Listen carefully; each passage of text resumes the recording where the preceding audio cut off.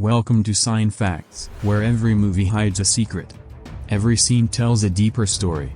And every frame contains details most viewers never notice. From legendary blockbusters and mind-bending science fiction, to dark thrillers, unforgettable horror, and hidden cinematic gems, we explore the facts, theories, Easter eggs, behind-the-scenes secrets, and untold stories that make movies truly unforgettable. This isn't just watching movies, this is discovering what lies beneath them. Subscribe to Sign Facts and step beyond the screen. Tina has been sent by her boyfriend, who is planning to rob the bank. Stanley, of course, has no idea about any of this. Instead, he is completely charmed by Tina. After she leaves, he cannot stop thinking about her and tells his friend how beautiful she was. His friend tells him to stop dreaming and forget about her, then reminds him that there is a party tonight and suggests they both go. Suddenly, Stanley remembers that his car is not working, so he heads to the repair shop to check on it. The mechanics tell him they cannot fix it right away, but one of them offers Stanley his own car to use in the meantime. With no other options, Stanley agrees. The car he is given is in awful condition, old, damaged, and embarrassing to drive. Still, Stanley takes it and heads toward the place his friend told him about. When he arrives, the guards stop him at the entrance. They recognize him and refuse to let him in, making it clear that someone like him is not welcome there. Stanley feels deeply embarrassed and humiliated. With no other choice, he leaves in the same terrible car. While driving back, the car breaks down on a bridge. Frustrated, Stanley steps out into the midnight silence, with no one around to help. As he stands there helplessly, he glances down toward the water and notices something floating below. At first, it looks like a body. Being a good-hearted man, Stanley immediately fears someone might be in danger. Without thinking twice, he jumps in to help, only to discover it is not a body at all, just a pile of junk floating in a vaguely human shape. However, he does find something unusual in the water, the same green mask that appeared at the very beginning of the film. It looks so old, strange, and almost antique. Curious, Stanley takes it home. The moment his dog sees the mask, it starts barking loudly. It clearly does not like the object. Animals often sense danger before humans do, and the dog seems to understand that there is something deeply unnatural about it. Later that night, Stanley stands in front of the mirror, holding the mask and studying it with curiosity. He decides to try it on, just to see how it looks. The second he places it on his face, however, the mask sticks tightly and will not come off, as though it has fused with his skin. Then the transformation begins. His face turns green and his entire personality shifts. He starts moving at impossible speed, dancing, twisting, and behaving in a completely bizarre way. When he steps out of his room, a woman in the hallway sees him and is terrified. Ironically, she also has a green mask on her face, but hers is simply a skincare mask. Stanley, by contrast, looks like a living cartoon nightmare. The woman panics and nearly shoots him, but Stanley reacts in a ridiculous fashion, leaping out of the window and bouncing away down the street like a rubber ball. Once on the street, he walks straight in front of a car. The driver angrily honks at him, but Stanley reaches into his pocket and pulls out a small horn-shaped device. It looks harmless, as though it might make a tiny sound, but when he presses it, the blast is so powerful that the car's windows shatter instantly, and the force sends Stanley's own hair shooting upward like sharp spikes. Still under the mask's strange influence, Stanley then remembers the repair shop that gave him the humiliating broken-down car. He heads there and causes total madness, wrecking the place, flipping things around, and creating complete chaos. After making a mess of everything, he eventually returns home and falls asleep, completely worn out from the insane night. The next morning, Stanley wakes up as his normal self again. His face is no longer green, and the mask is nowhere to be found on him. He looks in the mirror and slowly begins piecing together fragments of the night before, but the events seem so unbelievable that he tries to convince himself it was all just a dream. Then there is a knock at his door. When he opens it, a police officer is standing there alongside the woman from the hallway. The officer asks if Stanley remembers anything unusual happening in his apartment the previous night. The woman explains that a terrifying man with a green face came into the hallway and frightened her badly. Stanley realizes she is describing him, but he cannot admit it.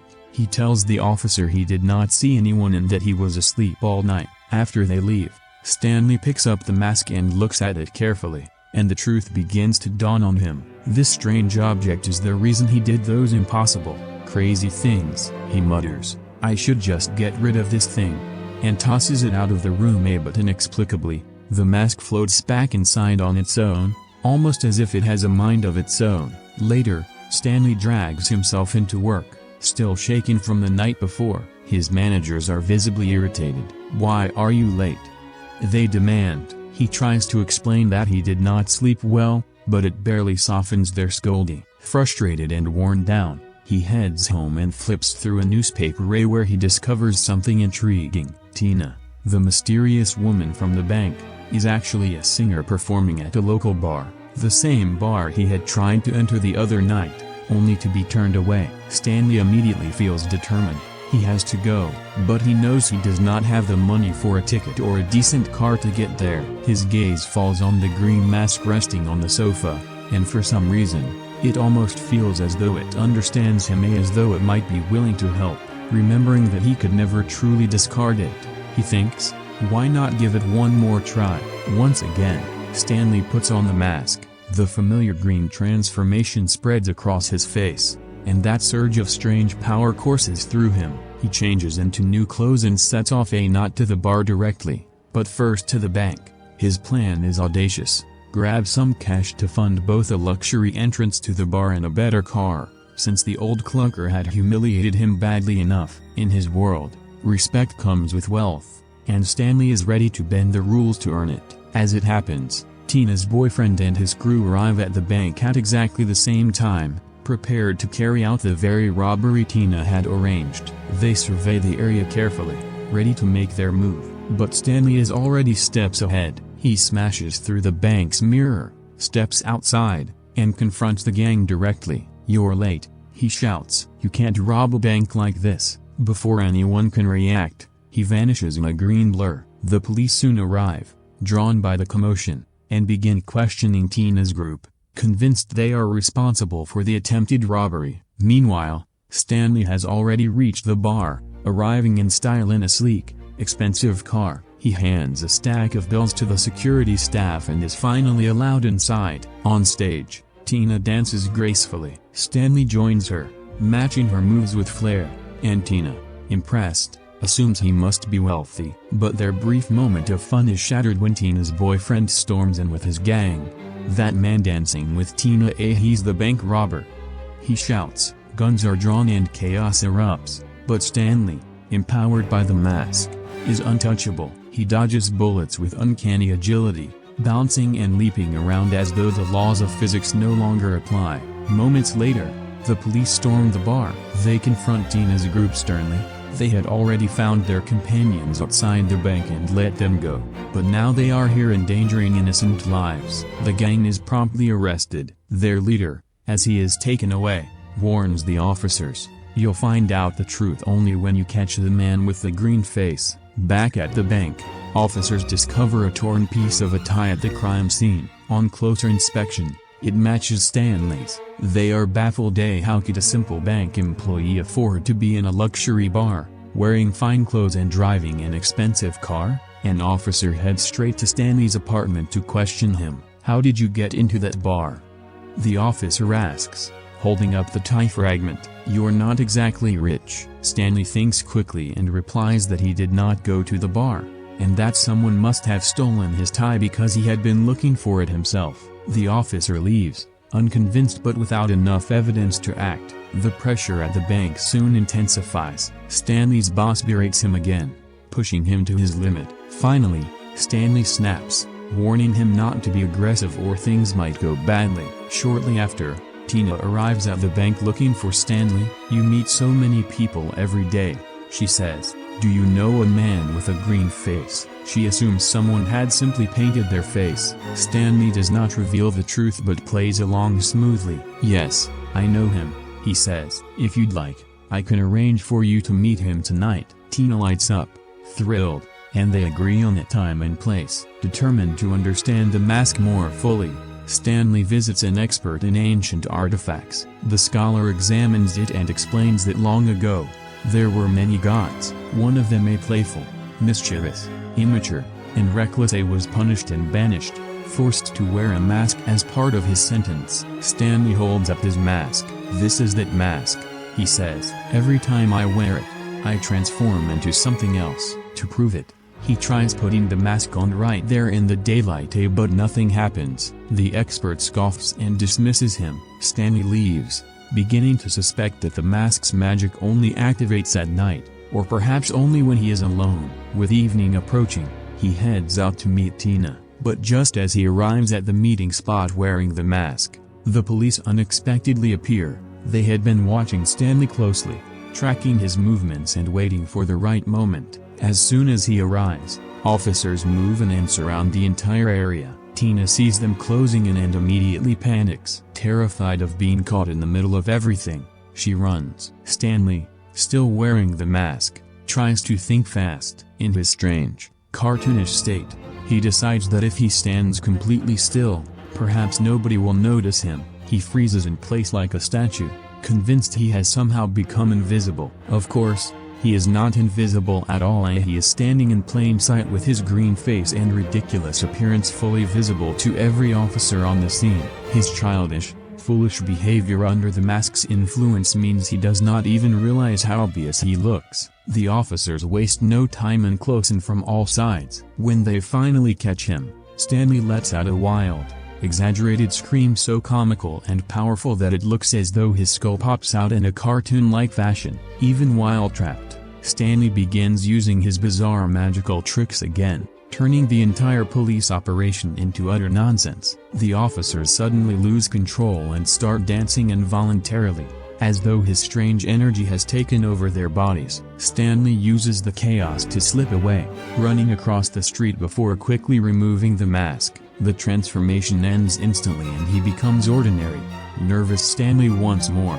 Just then, a woman driving past notices him. She is an old friend, and seeing him frightened and confused, she stops and helps him into her car. Since Stanley is honest and trusting by nature, he believes he can safely confide in her. He tells her everything, that he found a strange mask, that wearing it transforms him into another version of himself, and that this is why the police are after him. He believes she will understand and perhaps even help him, but the situation takes a dark turn. This woman is not helping Stanley out of kindness. She is secretly working with Tina's criminal gang. Tina's dangerous boyfriend has paid her a large sum of money to deliver Stanley to them, and she has agreed. Stanley is betrayed and captured. The criminals tie him up and treat him brutally, even hanging him upside down as they interrogate him. Tina's boyfriend demands to know how the mask works, threatening to kill Stanley if he refuses to explain. Trying to stay alive and buy himself some time, Stanley gives a simple answer: just put it on. It works by itself. The gang leader listens and puts the mask on. His face turns green, too, but his transformation is nothing like Stanley's. When Stanley wore the mask, he became wild and funny, almost like a harmless cartoon character. When this man wears it, he becomes darker, scarier, and far more dangerous. The mask reflects the evil already inside him, turning him into a powerful villain. Consumed by the rush of power, he refuses to let anyone else touch it, but he also understands the risk. If the police see him with a green face, they might connect him to the bank robbery and all the chaos the masked man has caused. So he devises a plan to shift all the blame onto Stanley. He decides to place a fake mask on Stanley and make the police believe that Stanley is the green-faced criminal they have been searching for. To make the setup more convincing, he orders his men to go to Stanley's apartment and collect the stolen bank money. They follow the order and retrieve it, not realizing that Stanley's loyal dog has been watching everything. The dog also sees Stanley tied up inside the criminal's car and understands that its owner is in danger. After the men leave with the money, the dog begins following them. Meanwhile, Stanley remains trapped tied up, unable to speak because his mouth is covered with tape. The gang leader places the fake green mask into Stanley's pocket so that when the police search him, They will find what appears to be evidence confirming he is the masked criminal. Then the gang throws Stanley directly into the path of the police. The officers catch him immediately, search his pockets, find the fake mask, and believe their suspicions have been confirmed. Stanley is arrested and sent to jail. When Tina hears that Stanley has been arrested, she feels guilty and confused. She goes to visit him in jail, and Stanley finally tells her the truth. He admits that he is the man with the green mask, but explains that the mask found on him was not the real one, and the real, magical mask is now with her boyfriend. He warns her that the mask changes depending on the heart of the person wearing it. Because he has a good heart, it turned him into someone foolish, funny, and mostly harmless, though even he had moments where it pushed him toward bad choices, like robbing the bank. Her boyfriend, however, is different. His heart is already full of greed and cruelty. With the real mask in his possession, he will not just become a prankster or a strange performer, he will become a genuine monster. Stanley warns her that he may rob more than banks. He could take over the entire city, destroy everything, and hurt innocent people unless someone stops him. Tina listens, visibly shaken. She admits that she finally understands the kind of man her boyfriend truly is and that she made a terrible mistake by getting involved with him. But she also says she cannot face him. She is too scared, and she plans to leave the city instead. Heartbroken, Tina leaves the jail. Her boyfriend,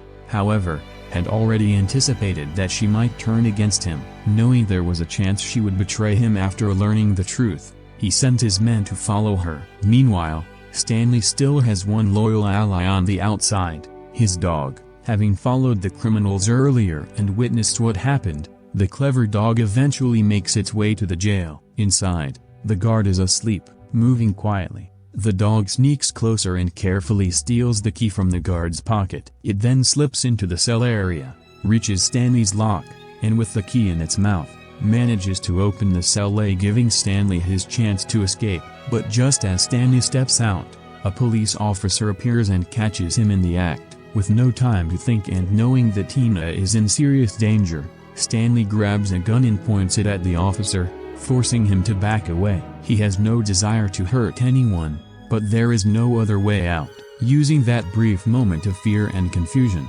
Stanley escapes. Across town, Tina has already been captured by the gang. Her boyfriend, now completely consumed by the mask's power, puts it on again and transforms into a terrifying green version of himself. Not just powerful this time, but cruel, arrogant, and hungry for control. He takes Tina with him and heads to a gangster bar belonging to a rival crime boss, a man with more power and influence than himself. Unable to tolerate that, and filled with jealousy, he decides to destroy the rival and claim that position for himself. He attacks the bar. The rival gangster pulls out his gun and fires again and again, but the bullets do absolutely nothing. They hit the masked villain, yet instead of wounding him, they seem to sink into his body as though he is absorbing them. Then, in a horrifying and darkly absurd display of power, he opens his mouth and fires all the bullets back out. The rival gangster is killed instantly.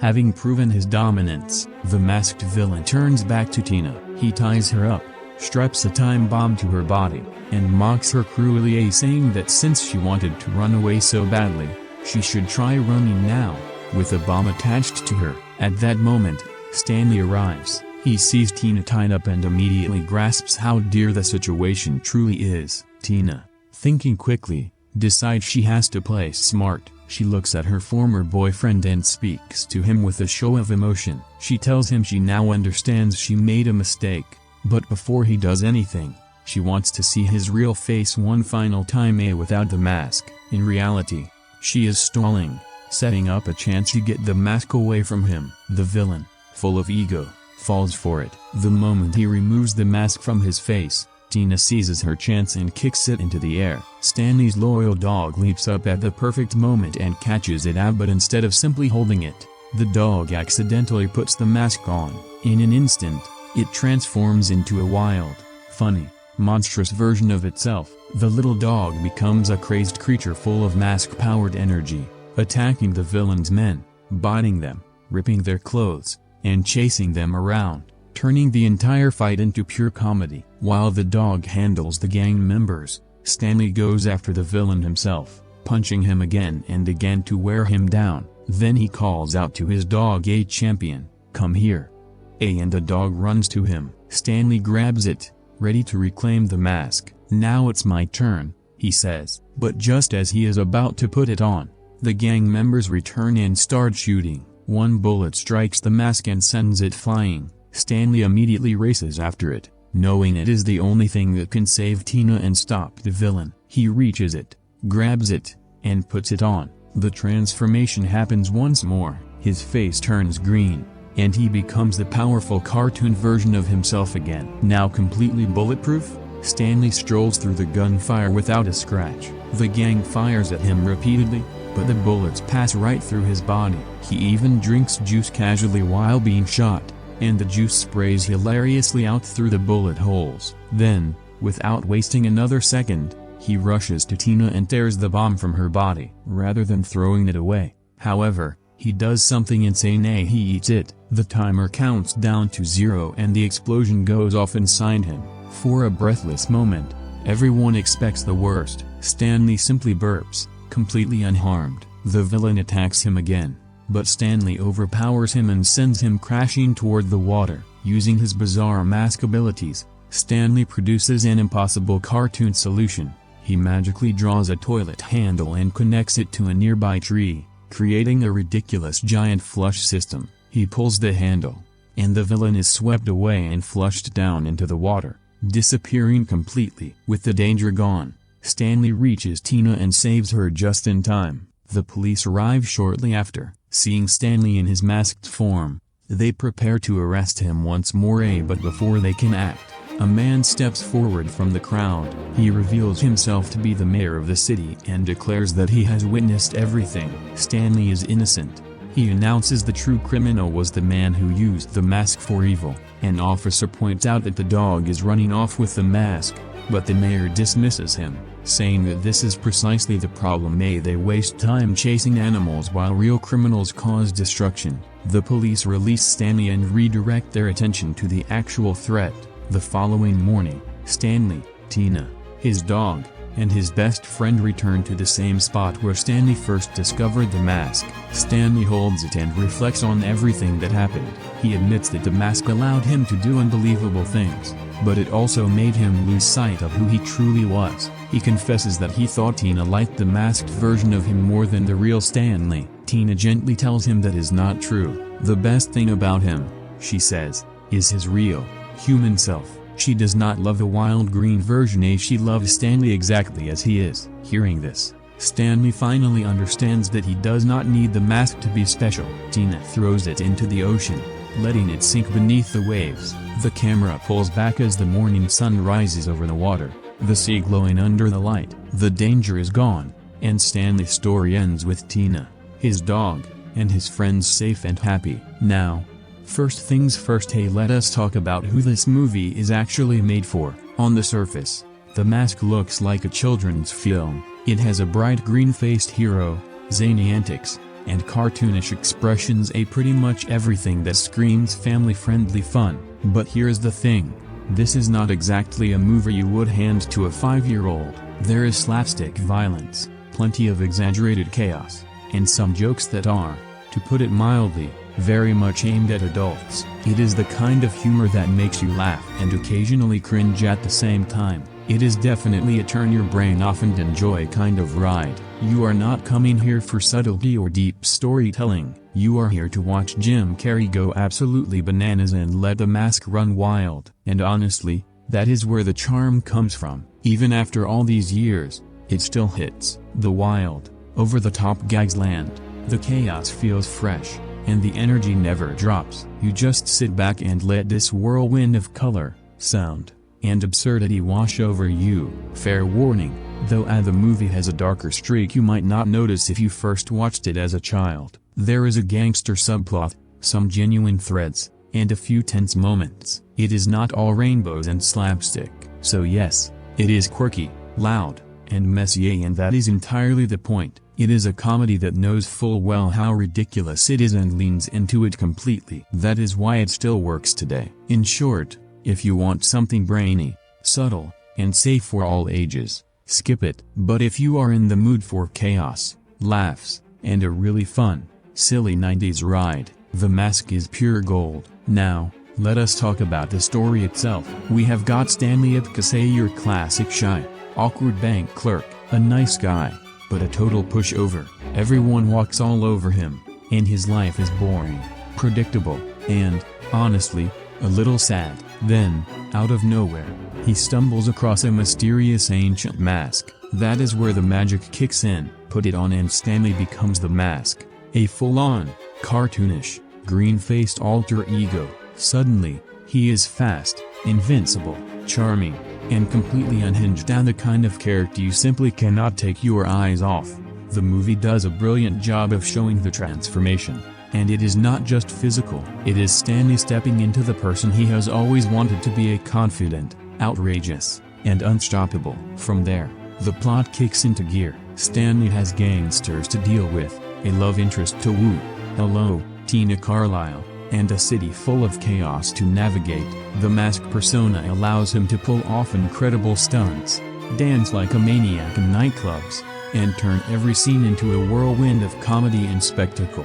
It is a simple premise, really no mind-bending complexity, but that is the beauty of it. The story gives Carrey a playground to unleash his energy while keeping you genuinely invested in Stanley's journey. You want him to succeed, to get the girl, and most importantly, to have fun along the way. And because the film is based on a comic book, the rules of reality are delightfully flexible. In short, the premise is pure 90s comedy gold. An underdog finds power, chaos ensues, and we get to sit back and enjoy one of the most visually and physically entertaining performances ever put on screen. It is straightforward, but it works perfectly for the kind of manic, absurd humor the movie thrives on. Now, let us dig a little deeper, because while The Mask is wild, slapstick, and absolutely ridiculous, there is a surprisingly thoughtful layer beneath the surface. That mask is not just a silly green prop, it is Stanley's inner self. All the things he has kept bottled up for years finally find a voice: confidence, charm, anger, mischief, and even a little romantic flair. It all comes pouring out the moment he puts it on. Think about it, shy, meek Stanley suddenly becomes this larger-than-life personality who does everything he has secretly wanted to do. He stands up to bullies, he is daring, he is outrageous. It is a live-action cartoon on the surface, but it is also a metaphor for what happens when you finally let yourself be who you truly are, not just the fun version, but the raw, uninhibited self, flaws, desires, and all. The movie even hints at that classic Jekyll and Hyde dynamic. There is a cost to embracing that kind of freedom. The Mask is not always good or safe, but it forces Stanley to confront his limitations, his insecurities, and his dreams. And by the end, you realize the mask was never what made him special, it was simply a catalyst. The real magic was inside Stanley all along. So yes, on the surface it is chaos, jokes, and crazy stunts, but underneath, it is actually quite brilliant and goofy, neon green way of exploring identity, self-expression, and the secret desires we all carry around. And it works beautifully because Carrey sells both sides so convincingly.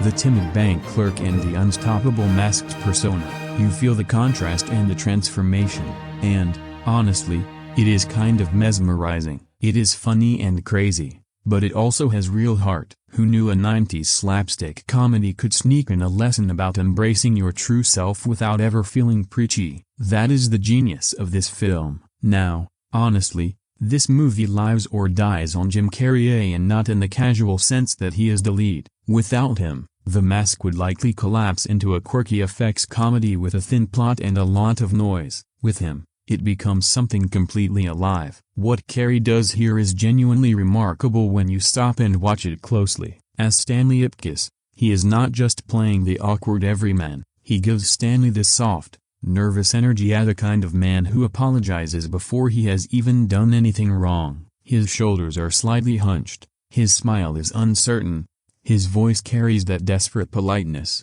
You completely believe that this guy gets pushed around. You believe he goes home, talks to his dog, and swallows every frustration because he does not know what else to do with it. And then the mask goes on. Suddenly, Carrey becomes pure movement. His face stretches, his eyes pop, His voice leaps all over the place, and his body moves as though it has no bones. Yet, even with all the CGI and heavy makeup, it never feels as though the effects are doing the heavy lifting. Carrey himself is the special effect. The green face simply gives him permission to go further. That is why this role fits him so perfectly. The mask is essentially every Jim Carrey impulse turned up to maximum volume. The voices, the impressions, the elastic facial expressions, the sudden dances, the cartoon-like confidence, the complete absence of shame. But it works because Stanley is still there underneath it all. There is a real contrast. He is not just pulling funny faces for 90 minutes. He is playing a man who finally gets to release everything he has been holding back. And yes,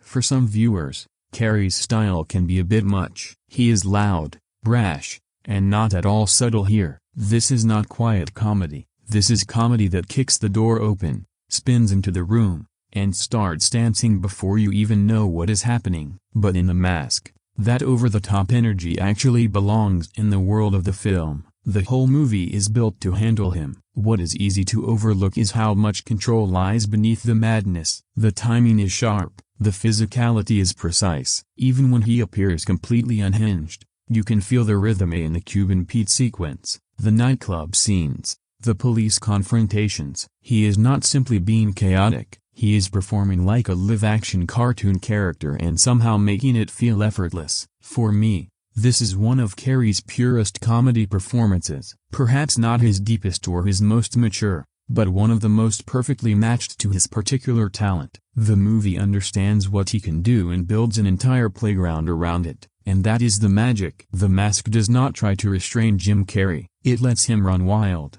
Because of that, we get a performance that still feels electric decades later. Jim Carrey's 1994 run is one of those Hollywood moments that almost sounds made up when you say it out loud. In a single year, he delivered Ace Ventura, Pet Detective, The Mask, and Dumb and Dumber, 3 movies, 3 completely different flavors of chaos, and somehow all 3 hit. That kind of momentum rarely happens. Most actors spend years trying to build it. Carrey essentially exploded onto the screen in 1 calendar year and reshaped the landscape of mainstream comedy. The Mask, however, did something slightly different from the others. Ace Ventura introduced the world to the madness. Dumb and Dumber leaned into stupidity in the best possible way. But The Mask gave his energy a fantasy framework. It made his cartoonish style feel not just acceptable, but logical. Suddenly, all those wild faces, sudden voices, elastic movements, and manic outbursts had a reason to exist within the story. That is why the film feels like such a perfect career vehicle. It did not try to make Jim Carrey normal or ask him to dial it down. It essentially said,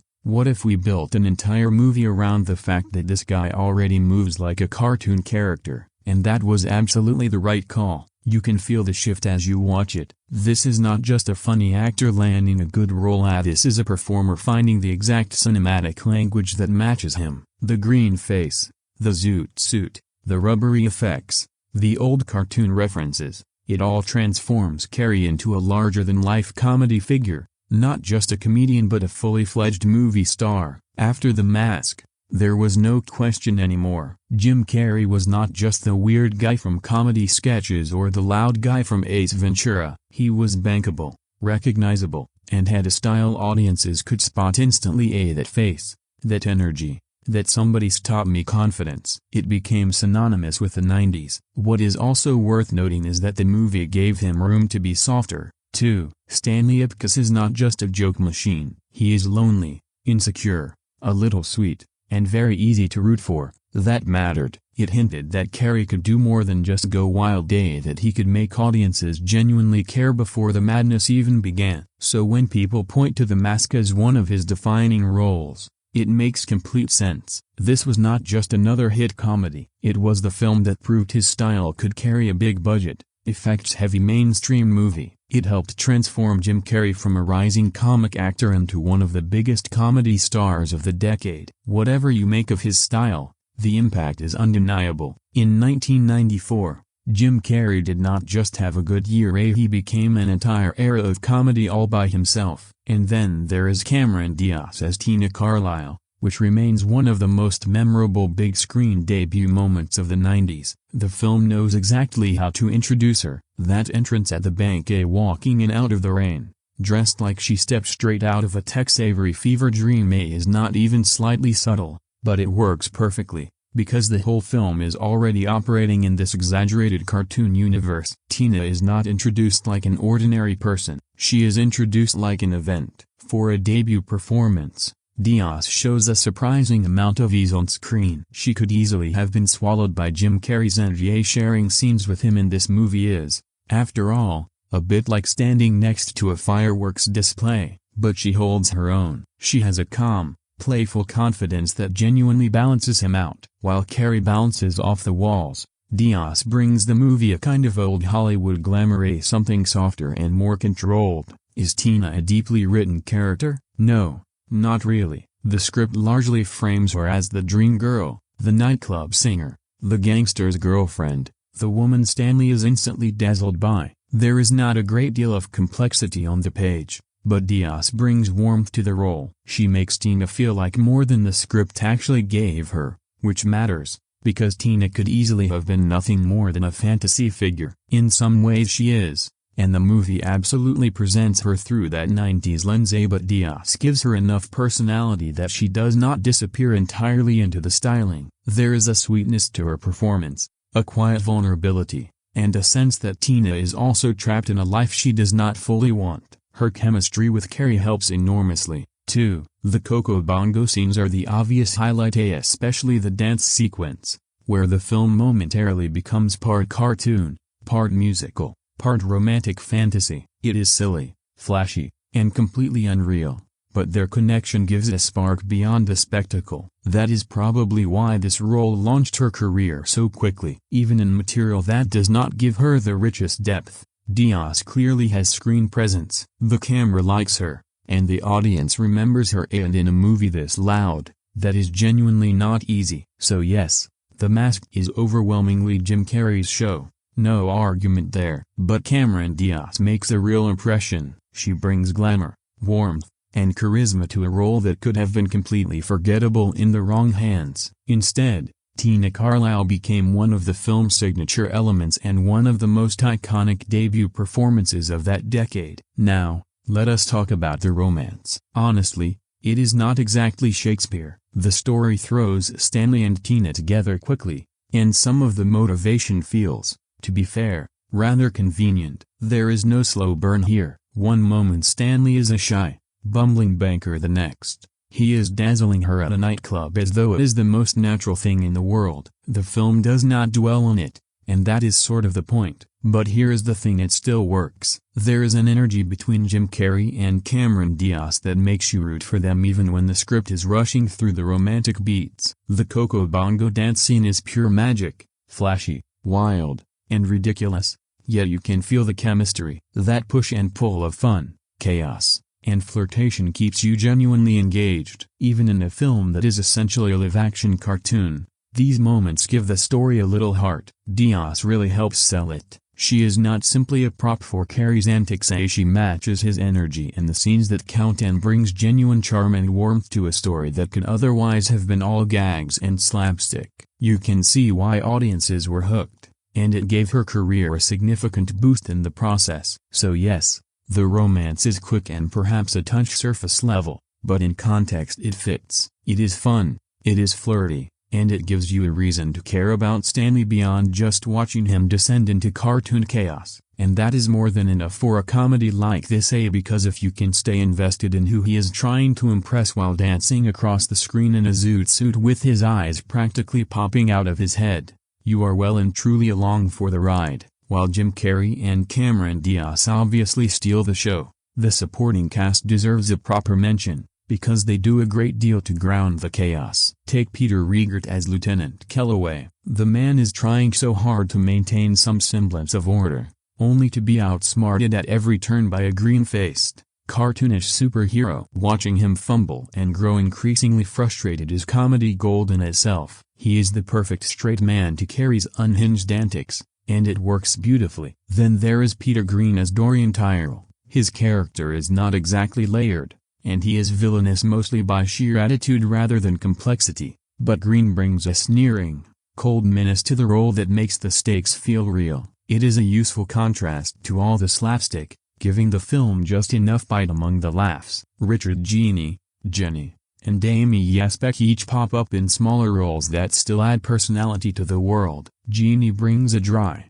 sardonic humor that plays well against Carrey's more explosive style, while Yasbeck adds charm and solid comic timing even within her limited screen time. And then, of course, there is Milo the dog, an absolute scene-stealer. From perfectly timed reactions to becoming part of the mask's wild antics, the little terrier contributes a surprisingly consistent comedic thread throughout. It is genuinely rare to see an animal add so reliably to a film's humor without it ever feeling forced. The supporting cast may not be what most people remember when they think of The Mask, but they are absolutely essential. They create the world Stanley has to navigate, give Carrey someone real to play off, and add texture to all the insanity. Without them, the film might have felt like a one-man circus. With them, it becomes a fully realized, chaotic, cartoonish city brought gloriously to life. Now, the gangster plot in The Mask is probably one of the film's weaker elements, but it is also,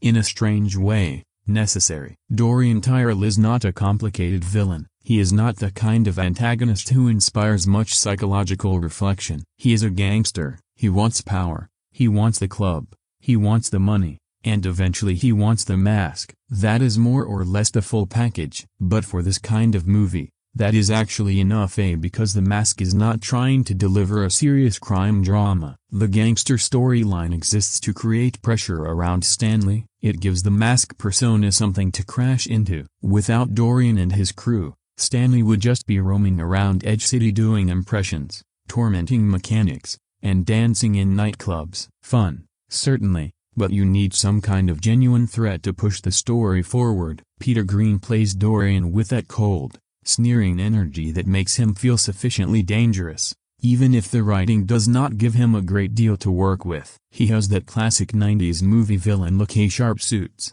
dead eyes, always on the verge of doing something violent. He fits the world of the film, especially because The Mask is already drawing on old gangster movie aesthetics. The smoky nightclub, the mobster's girlfriend, the criminal boss trying to take over the city. The film is clearly playing with those cliché copyright tests rather than reinventing them. The tricky part is that the gangster violence occasionally feels darker than the rest of the film around it. You can go from bright, rubbery, cartoon chaos one moment to an atmosphere of genuine threat and loaded guns the next. It is a slightly uneven tonal mix, not enough to derail the fun, but noticeable all the same. That said, Dorian becomes considerably more interesting once the mask ends up in his hands. That is when the film makes its central point clearly. The Mask does not turn everyone into the same thing. It amplifies what is already there. With Stanley, it unleashes confidence, mischief, romance, and showmanship. With Dorian, it brings out something uglier, more violent, and more monstrous. So even if the villain's arc is simple, it does serve the film's bigger idea. The Mask is not inherently heroic, it is raw power without a filter, and in the wrong hands, the funhouse energy becomes something genuinely threatening. Could the gangster side of things have been stronger? Absolutely. The romance is rushed, the villain is fairly basic, and some of the crime movie material feels as though it exists mainly to provide a final boss. But in a film this fast and cartoonish, Dorian works as a blunt force obstacle. He gives Stanley something real to overcome, gives Tina a reason to be entangled in that world, and gives the final act a sliver of genuine danger beneath all the jokes. Nobody revisits the Mask for the criminal underworld of Edge City, but the gangster plot gives the comedy a frame, gives the Mask a target, and lets the film play with classic mobster movie flavor without ever taking itself too seriously. Now, let us give credit where it is due. Chuck Russell's direction in The Mask is surprisingly sharp, especially considering he was primarily known for horror and action beforehand. We are talking about the director of A Nightmare on Elm Street 3 and The Blob, not exactly your obvious choice for a slapstick comedy, and yet he absolutely nails it here. Russell clearly understands the tone the film requires. He does not attempt to rein in Jim Carrey's chaos. Instead, he frames it. The camera moves with Carrey, letting his manic energy fill the screen without ever feeling sloppy or incoherent. The film has a genuinely insane rhythm. One moment you are in a nightclub watching elaborate dance numbers,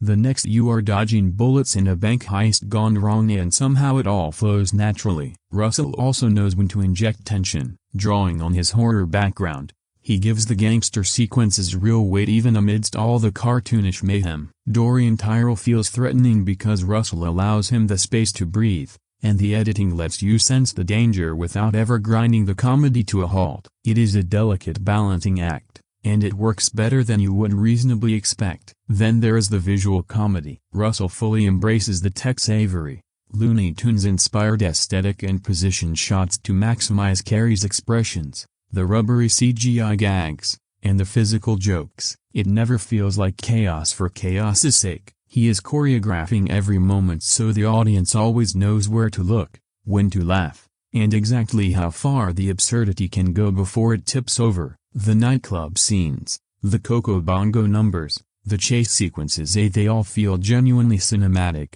not just a string of loosely connected set pieces. He is juggling slapstick, fantasy, action, and romance, and somehow molding them into a single, cohesive, high-energy film. For a director who was not known primarily for comedy, Russell deserves considerable credit. He builds a world where the rules are flexible, where Carrey can go completely off the rails, and yet the movie still feels like a story with genuine stakes, humor, and heart. That is no small achievement. In the end, Russell's direction is the glue that holds the madness together. Without him, The Mask might have been an interesting visual experiment or a sketch-length comedy stretched uncomfortably to feature-length. With him, it is a riotous, fully realized live-action cartoon that still feels fun and precisely constructed more than 2 decades later. Now, to be honest, the script in The Mask is not going to win any awards for depth. It is fairly thin, and certain sections feel as though they exist primarily to get to the next gag. The romance is rushed. The villain is simple,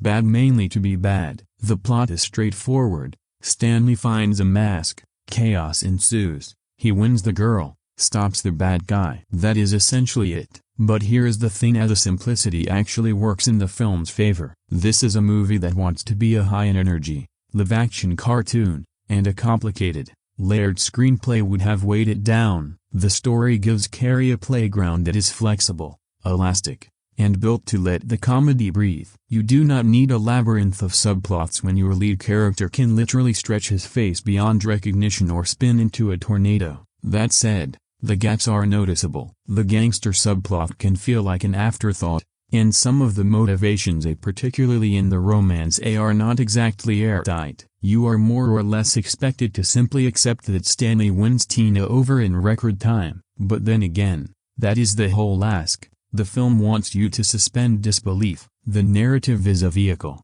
not a blueprint. And yet, Mike Werb's screenplay does have cleverness buried within it. There is real rhythm to the jokes, precise timing that makes the absurdity land, and a genuine understanding of cartoon logic. It even weaves in nods to classic gangster films and Tex-Avery cartoons, which keeps everything feeling playful rather than random. There is structure beneath the chaos, even if it is deliberately loose. So yes, the script has its weaknesses. It is thin, and not every story beat holds up to scrutiny. But in a movie like this, that is acceptable. It is not pretending to be anything other than what it is: a wild slapstick comedy powered by Jim Carrey and a magical green mask. Because the story gives the film just enough skeleton to hang all that chaos on, it works far better than you might expect. In short, the script is not perfect, but it does not need to be. It is the trampoline beneath the madness, and without it, nothing else would land nearly as hard. The comedy in The Mask is not subtle and is not even pretending to be. This is loud,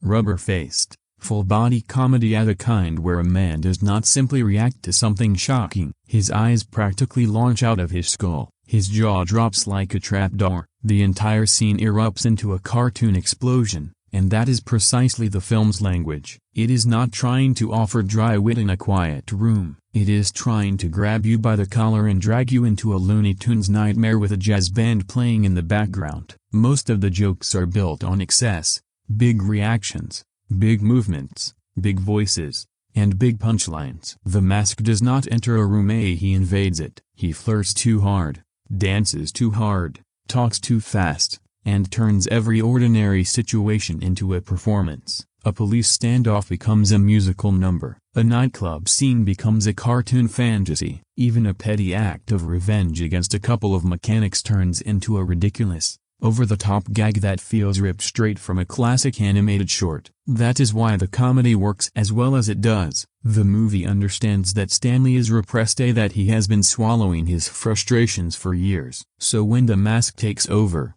the humor is not simply random noise. It is everything Stanley could never say or do suddenly exploding outward in the most exaggerated way imaginable. The anger, the confidence, the desire, the showmanship, the childish revenge. All of it becomes comedy. Does every joke land?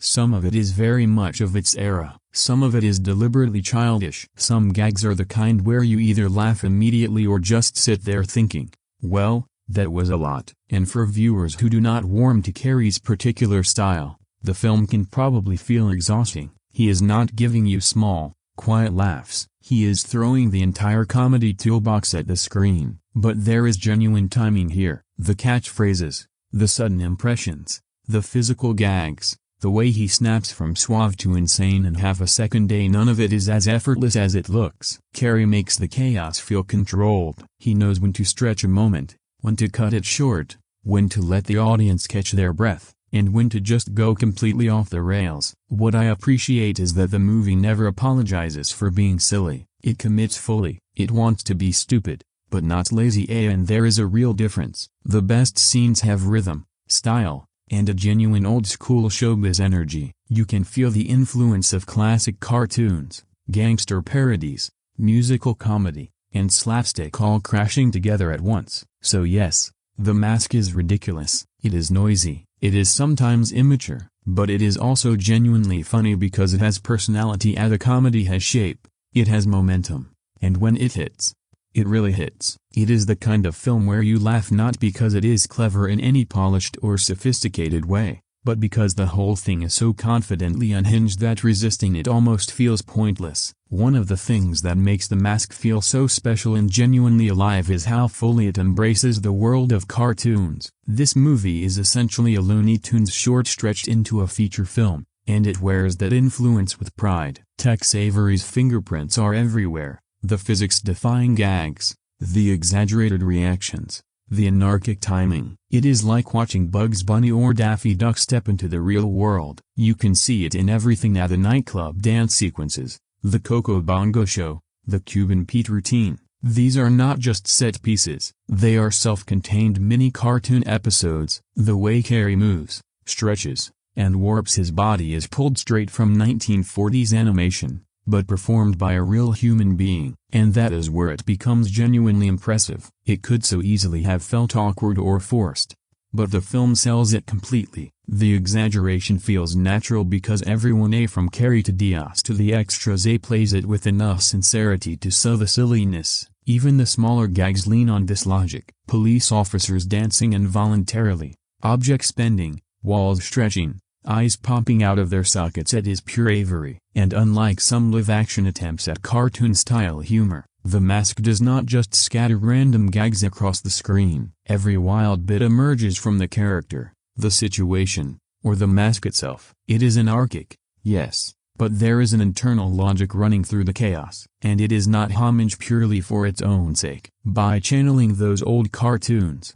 the film creates a world where Carrey's energy genuinely makes sense. The exaggeration feels earned. The audience willingly goes along for the ride because the rules of reality are openly and deliberately flexible. So if you love the golden age of animation, you will spot the nods everywhere: fast-paced chases, characters bouncing off walls, moments of fourth wall breaking, outrageously elastic expressions. It is all there, and it is a huge part of why the movie still feels so kinetic, so fun, and so unmistakably of its time. The Mask does not simply borrow from Tex Avery, it lives inside that world, and that is what gives the film its singular, cartoonish heartbeat.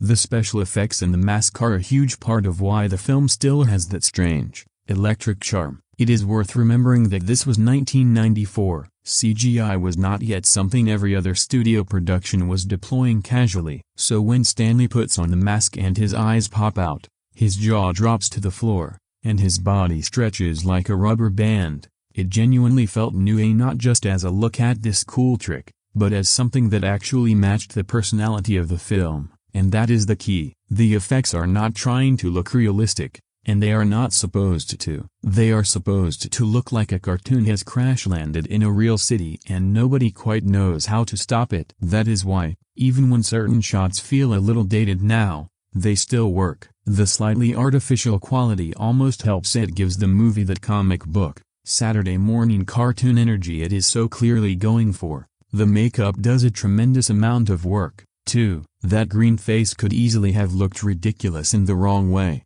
but on Jim Carrey, it becomes part of the performance. You can still read every expression through it, at the eyebrows, the mouth, the grin, that wild stare. The makeup does not obscure Carrey, it amplifies him. Visually, the whole film has this bright, heightened style. Edge City feels like a place caught somewhere between a gangster movie and an old cartoon. The nightclub scenes are glossy and colorful. The streets carry that slightly unreal, comic book quality. Even the costumes help sell the world, and that yellow zoot suit in particular should look completely absurd, and it does, and yet somehow it also becomes iconic. What I like most is that the film never uses its effects just to show off. Almost every visual trick is tied directly to a joke. The stretching, the spinning, the eye-popping, the impossible movement.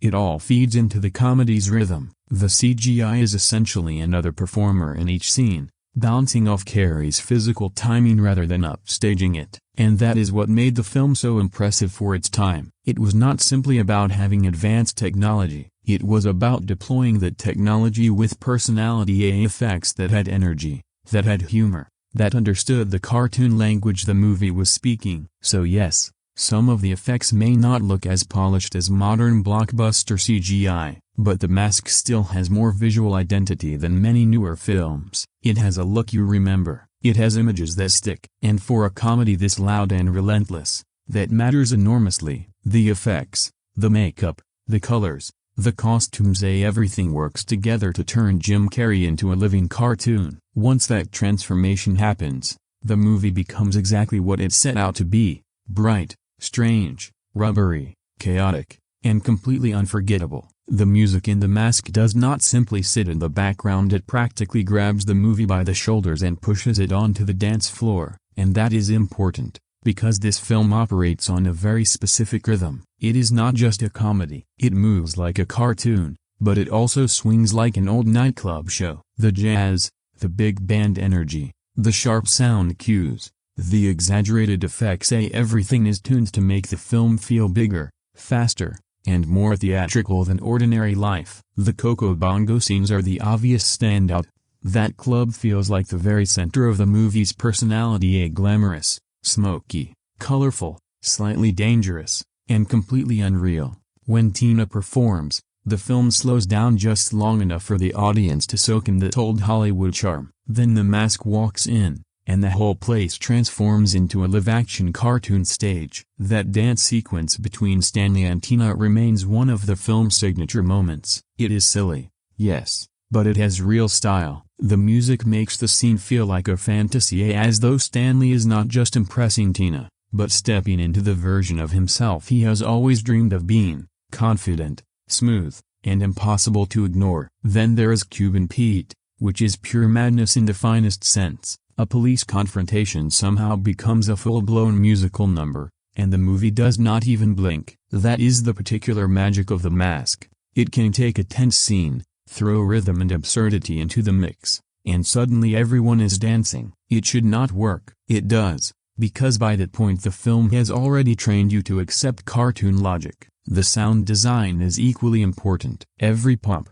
stretch, spin, whoosh, and exaggerated impact adds to the comedy. The Mask does not move like a normal person, so he does not sound like one either. His whole body feels like an animated instrument, and the sound effects give his movements real punch, making the gags land harder. What I really appreciate is how the music and sound keep the pacing alive throughout. The film never feels flat, because there is always some form of sonic energy pushing it forward. A drum hit, a brass stab, a cartoon noise, a sudden musical flourish. It all feeds into that restless, hyperactive tone. So when people remember The Mask, they do not just remember the green face and the yellow suit, they remember the sound of it. The swing music, the club numbers, the sudden bursts of madness, the way every gag seems to arrive with its own little musical punchline. It is loud, playful, theatrical, and completely committed, and without that musical energy, The Mask would not feel nearly as alive as it does. One of the things that makes The Mask work beyond the jokes, the crazy stunts, and Carrey's elastic face is how fast and tightly it moves. This film has energy coming out of every frame, from the opening shot to the final gag. It never really lets up, and the editing plays a major role in that. Cuts are snappy, reactions land at precisely the right moment, and the camera follows charismatic movements in a way that feels electric rather than overwhelming. Whenever there is a gag or a physical stunt, the timing is spot on. You never feel lost, even when the action and cartoon chaos are at full tilt.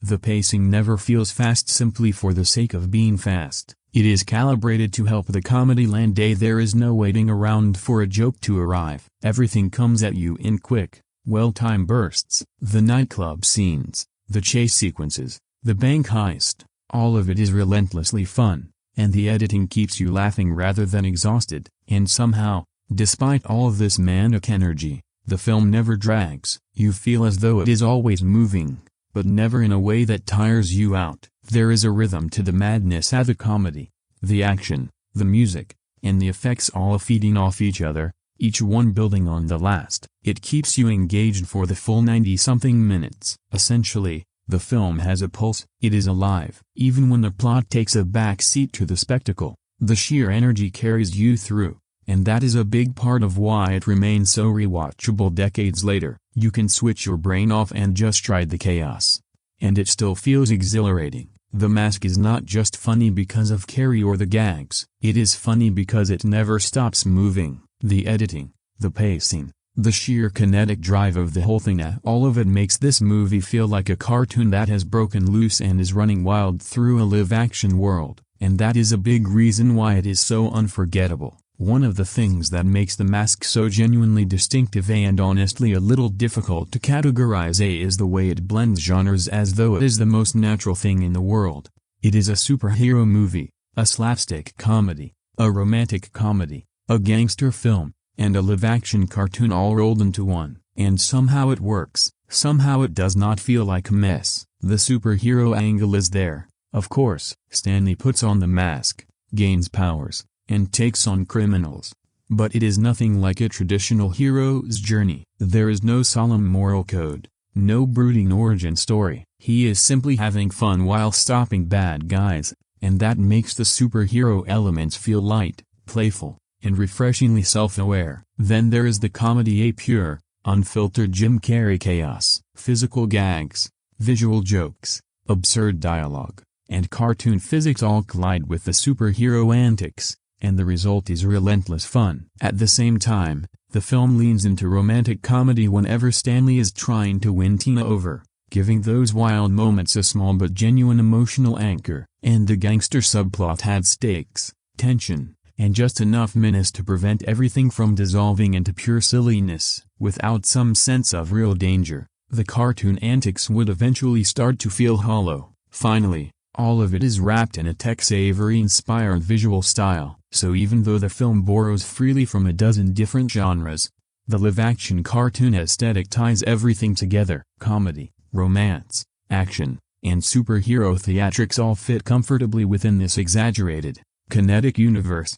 It is a wild combination, without question, and that is precisely what makes it so memorable. Most movies commit to a single genre. The Mask dances across 5 of them, and never once looks confused doing it. It is loud, ridiculous, occasionally heartfelt, and pure 90s cinematic chaos. By embracing the mashup rather than trying to squeeze itself into a single box, it becomes something genuinely greater than the sum of its parts. Now, here is something you might not expect when you watch The Mask. Beneath all the cartoon chaos and wild gags, There is a noticeably darker streak running through the film. On the surface, it is bright, slapstick, and ridiculous, but look more carefully and you will find real tension, and even a hint of menace, tucked quietly underneath. Stanley's life before the mask is not exactly cheerful. He is lonely, timid, and constantly pushed around by everyone he encounters. That sense of frustration,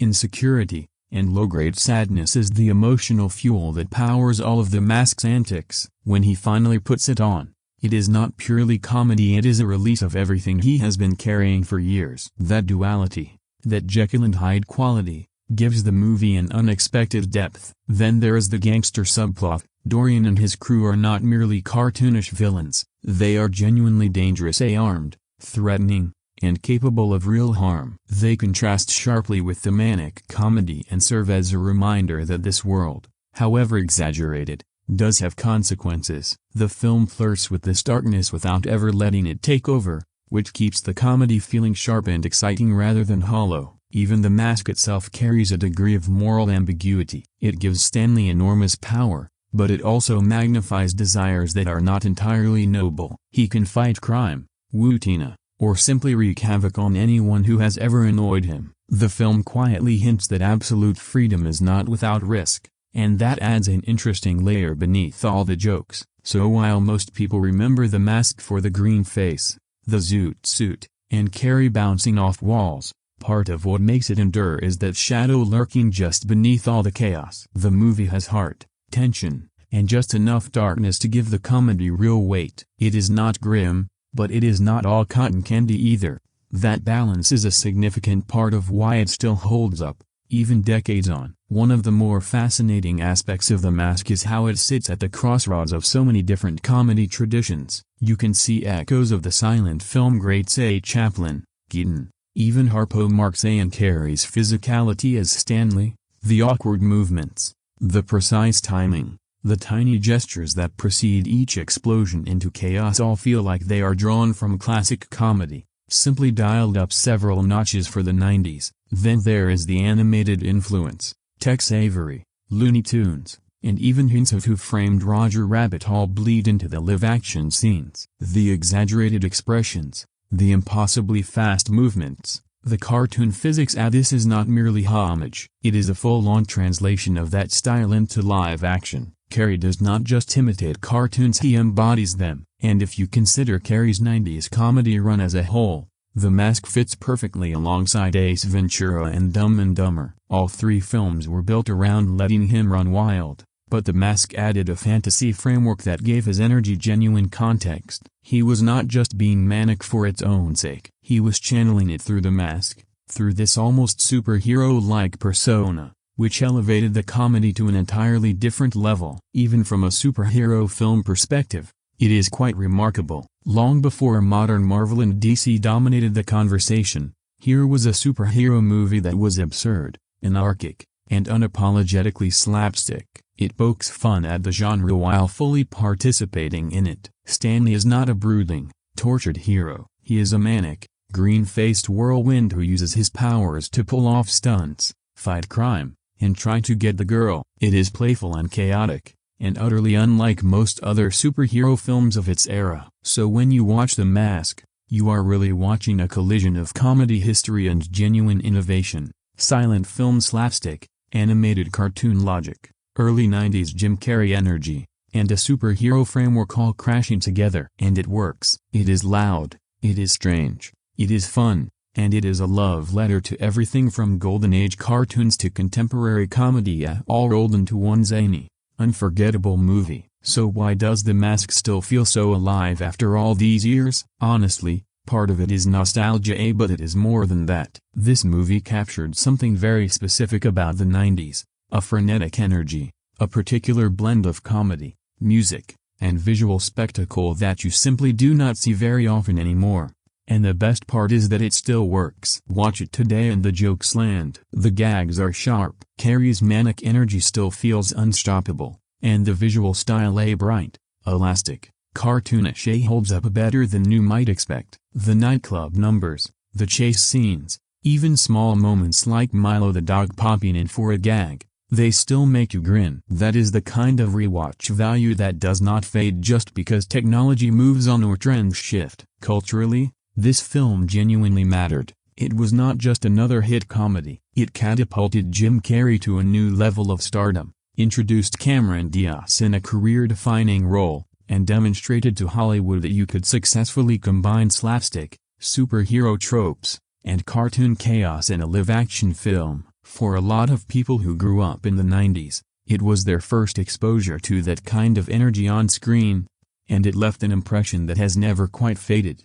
And the best part, it does not feel trapped in the decade that produced it. The humor, the chaos, the sheer creativity, it is universal. Children, teenagers, adults, and entirely new viewers can watch it today and get completely swept up in it. You can quote "Somebody Stop Me" or watch the Cuban Pete scene and still feel that particular thrill, even if you were not there the first time around. Essentially, The Mask is one of those rare films that is simultaneously a time capsule and timeless. It captures a specific era of filmmaking and comedy, but it remains fun, funny, and boldly itself. You can come back to it again and again, and it never goes stale. That is why, decades on, people still talk about it, still laugh at it, and still regard it as one of the defining comedies of the 90s. It is chaotic, loud, and ridiculous, but it is also endlessly entertaining, and somehow, impossibly, it never loses its spark. Now,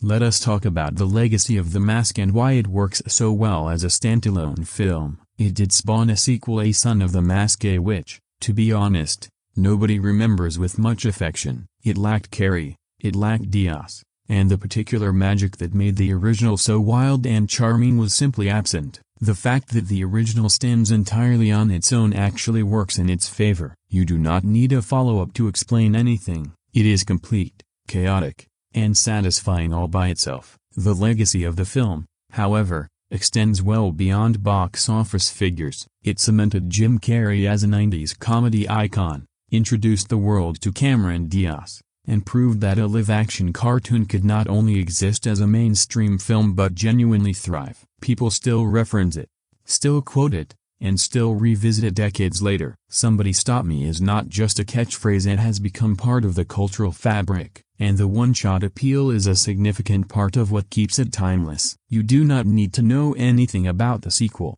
the animated television series, or any of the imitators that followed.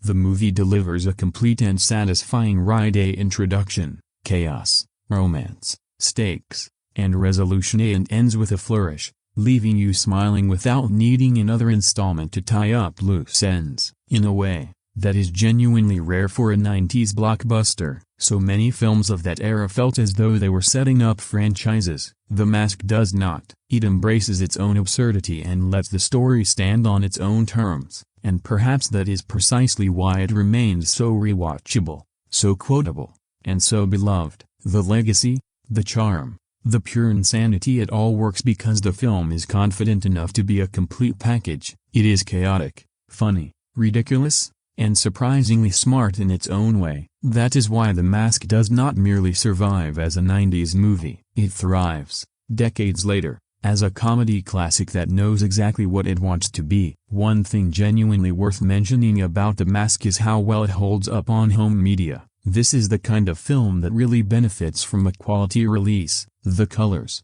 the makeup, the nightclub lighting, the cartoon effects, the zoot suit, the green face, all of that visual madness looks significantly better when the transfer is clean and sharp. On newer formats, particularly 4K, you can truly appreciate how much craft went into making this feel like a live-action cartoon rather than a random effects showcase. What is interesting is that the movie is so loud and fast that on a first viewing, you are mostly just riding the energy, laughing at Carrey, watching Diaz light up the screen, waiting for the next gag. But when you revisit it on Blu-ray or 4K, you start noticing smaller details, the intricacy of the makeup, the way the effects are layered into Carrey's performance, the costumes, the lighting inside the Coco Bongo. Even the sound design reveals more when you are actually paying attention. The bonus material helps with this, too. Commentary tracks, behind-the-scenes features, deleted scenes, and production details give you a better sense of just how carefully the chaos was constructed. Because The Mask can feel effortless in the moment, as though everyone simply showed up and let Jim Carrey run loose for 90 minutes. But obviously,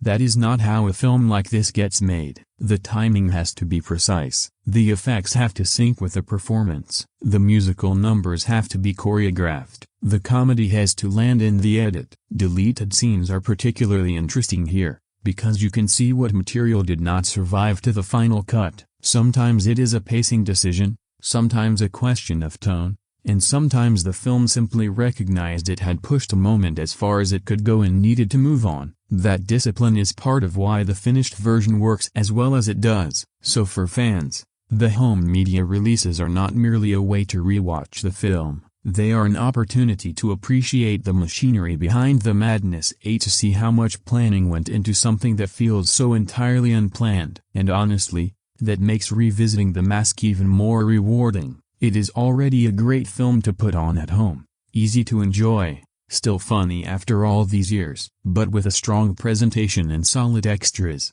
it becomes more than nostalgia. You are reminded that behind the green face and the catchphrases, there was a real production team carefully building a very specific kind of comedy spectacle. So, the final verdict on The Mask: it is not a perfect film, let us just acknowledge that up front. The story is thin, the romance moves far too quickly, the villain is not exactly memorable on paper, some of the humor is very much from that loud, goofy, early 90s comedy tradition. There are moments where you can feel the movie stretching a small idea as far as it can possibly reach. But here is the strange thing, almost none of that matters, because The Mask has something that many cleaner, more polished comedies simply do not: genuine personality. It has a look, a sound, a rhythm, a star performance, and a total, unwavering commitment to its own madness. This is not a film that is trying to be tasteful or subtle. It wants to be bright,